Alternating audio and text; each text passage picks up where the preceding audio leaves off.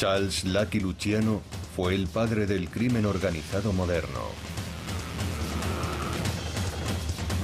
Proxeneta, extorsionista y asesino. En 1936 fue sentenciado a 50 años de cárcel. Allí era donde debía morir. Sin embargo, pasó solo 10 años en prisión y murió siendo un hombre libre en Italia.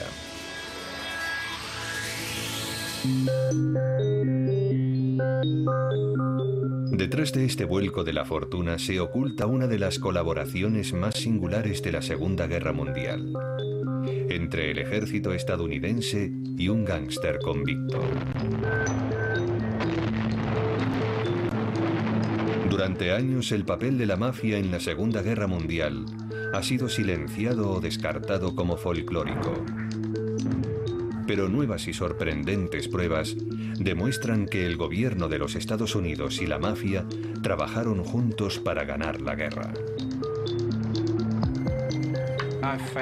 He encontrado informes, documentos archivados, que demuestran que Luciano firmó un acuerdo secreto con el gobierno de los Estados Unidos. Esta relación secreta entre el gobierno y la mafia se mantuvo desde la batalla del Atlántico hasta la invasión aliada de Italia.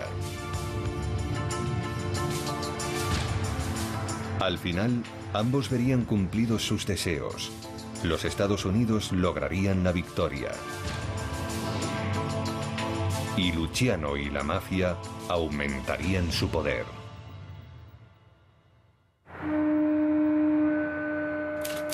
Nueva York, 1907. En 1907, uno de los más singulares héroes de guerra americanos llegaba a la ciudad de Nueva York. Charles Luciano era un inmigrante italiano destinado a convertirse en el jefe supremo de la mafia. Ya en sus primeros años, Luciano era diferente a los demás niños. El biógrafo Tim Newark ha pasado 7 años estudiando su vida. Luciano quería vivir intensamente. Sabía que no podía conformarse con una vida normal. Y desde su adolescencia estuvo involucrado en toda suerte de chanchullos, atracos y robos.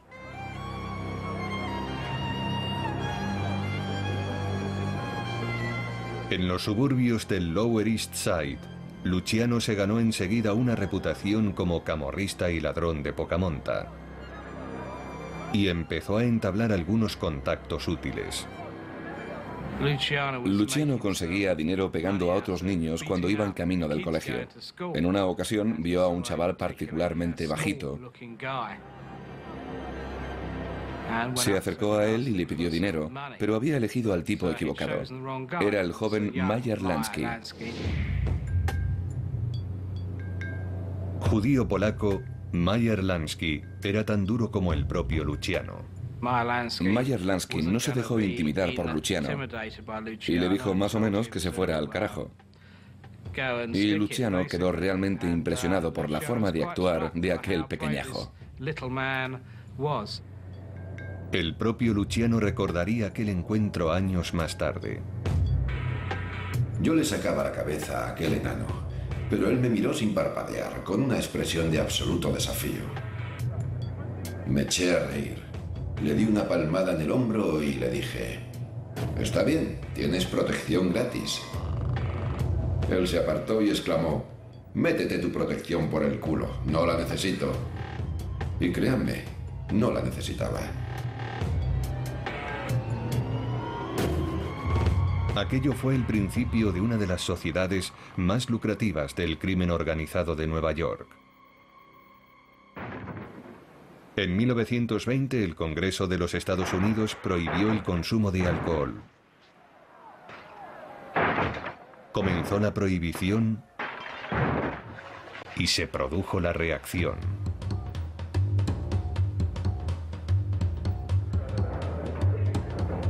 El mercado negro del alcohol alimentó todo un submundo de bares ilegales, clubes nocturnos y locales de striptease. Era exactamente lo que necesitaba un ambicioso joven que buscaba labrarse un nombre.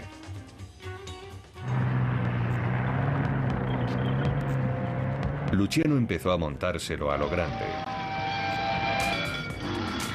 A pesar de los arrestos por robo y tráfico de estupefacientes, llegó a controlar a 5.000 prostitutas. En 1929 ya era sospechoso de varios asesinatos.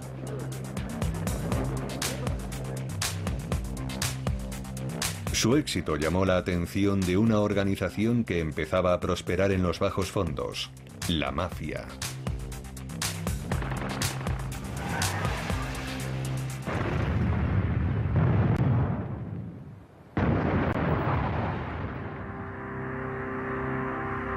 Luciano era el tipo de hombre idóneo para la organización. Como todos los buenos gángsters, no carecía de encanto personal. Como Moses Polakov, su antiguo abogado, recuerda. Lucky era un tipo educado. Los viejos gángsters eran gente con buenos modales, no como los de ahora. Si Lucky iba caminando por la calle y se tropezaba contigo, te pedía disculpas.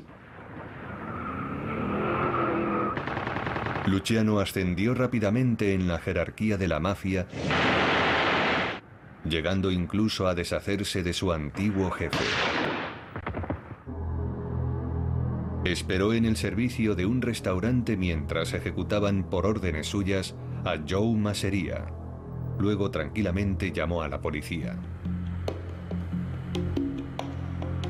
En 1932 se había convertido en el jefe de jefes de la mafia. Dominaba por completo el negocio de la droga, la prostitución, el juego y el negocio de la protección en Nueva York. Ya entonces era conocido como Lucky, afortunado por haber sobrevivido a un atentado. En 1934 el alcalde de Nueva York, Flores LaGuardia, Acabo de asumir el cargo de alcalde de la ciudad de Nueva York. nombró a Luciano enemigo público número 1.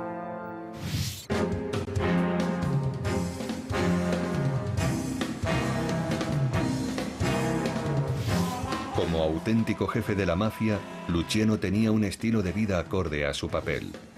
Vestía trajes a rayas, hechos a medida en Londres, camisas de seda importadas de Italia, y vivía bajo un nombre falso en una suite de lujo del Hotel Waldorf Astoria.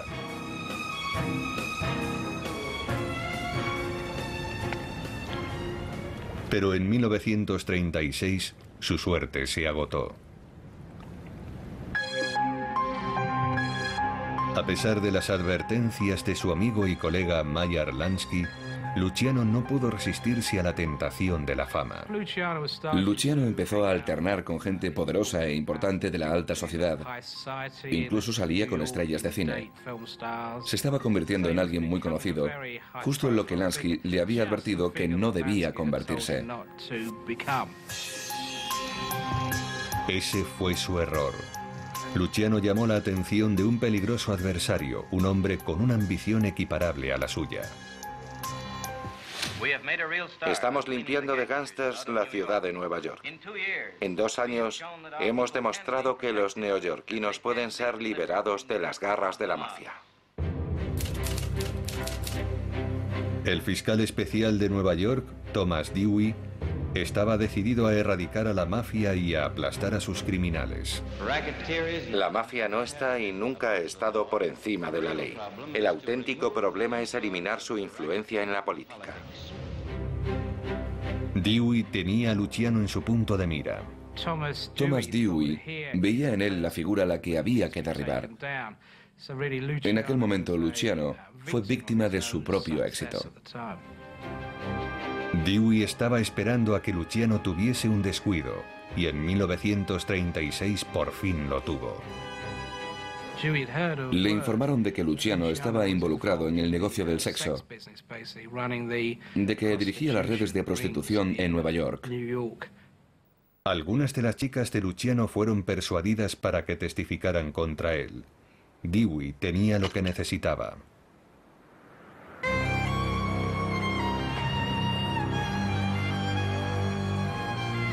Luciano fue detenido.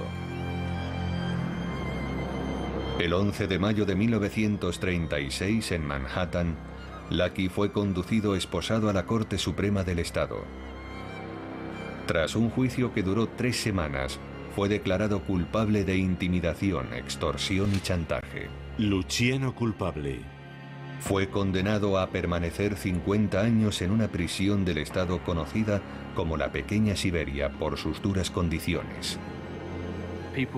La gente piensa que la mafia vive muy bien en la cárcel, porque tiene mucho poder, mucho dinero. Pero Luciano llevó allí una vida muy humilde. Decía que apestaba, que hacía frío. Su estancia fue muy triste. Sus apelaciones para conseguir la libertad condicional fueron rechazadas. Parecía estar acabado. Ningún soborno o amenaza, por grande que fuera, parecía poder salvarlo. Creía que iba a pasar allí el resto de su vida.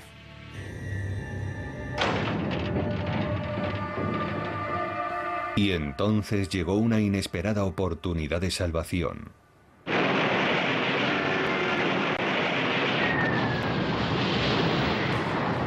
La Segunda Guerra Mundial. En diciembre de 1941, Japón lanzó un ataque sorpresa contra Pearl Harbor.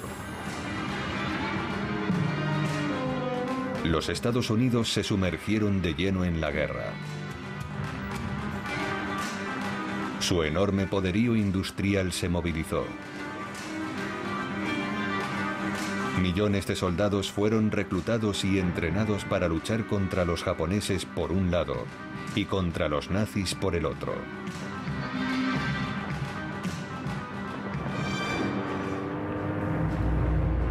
Los Estados Unidos se unieron también a la batalla del Atlántico. Esta fue la campaña más larga de la guerra, en la que se luchaba para mantener abastecida a Gran Bretaña. Sus necesidades semanales superaban el 1.000.000 de toneladas. Convoyes de barcos mercantes cruzaban el Atlántico en una sucesión casi interminable.